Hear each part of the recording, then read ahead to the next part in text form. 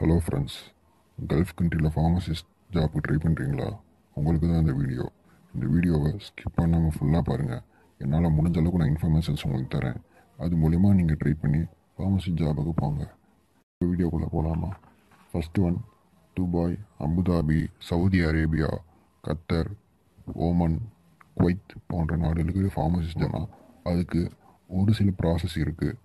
அதை நம்ம step by ஸ்டெப்பாக பார்ப்போம். ஃபஸ்ட்டு ஒன், நீங்கள் ஏதாச்சும் ஒரு ஃபார்மசி டிகிரி கம்ப்ளீட் பண்ணியிருக்கணும். டிஃபார்ம், பிஃபார்ம், ஃபார்ம் டி, இதில் ஏதாவது ஒரு ஃபார்மசி டிகிரி நீங்கள் கம்ப்ளீட் பண்ணியிருக்கணும். Second one, minimum 2 years experience வேணும். 1 year experience freshers not allowed. நிறைய பேர் போயிருக்காங்க, பட் போயிட்டு திருப்பி தான் வந்துட்டாங்க. ஏன்னா இப்போ இருக்கிற சுச்சுவேஷனுக்கு மினிமம் 2 years எக்ஸ்பீரியன்ஸ் கேட்குறாங்க. ஸோ எக்ஸாம் எழுதிட்டு 2 years எக்ஸ்பீரியன்ஸ் எடுத்துகிட்டு போங்க.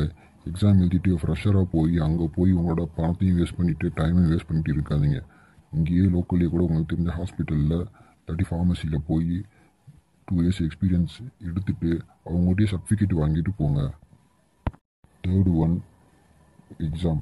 இந்த எக்ஸாம் வந்து ப்ரோமெட்ரிக் எக்ஸாம்ஸ்னு சொல்கிறாங்க. அதுவும் ஒவ்வொரு கண்ட்ரிலையும் ஒவ்வொரு எக்ஸாம் வைக்கிறாங்க.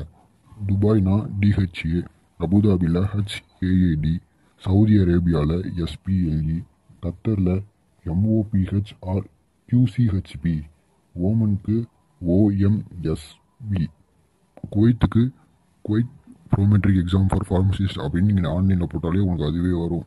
ஏன்னா குவைத்துக்கான ஃபுல் எக்ஸாமுக்கான பேர் எனக்கு தெரில, சாரி. எக்ஸாம் பற்றின கோச்சிங் சென்டர்ஸ்க்கான வெப்சைட்ஸ் அண்டு கான்டாக்ட் நம்பர் நான் கீழே டிஸ்கிரிப்ஷனில் தந்திருக்கேன். போய் செக் பண்ணி பாருங்கள். அவங்கள்ட்ட கால் பண்ணி எல்லா டீட்டெயிலையும் தெளிவாக தெரிஞ்சுக்கோங்க.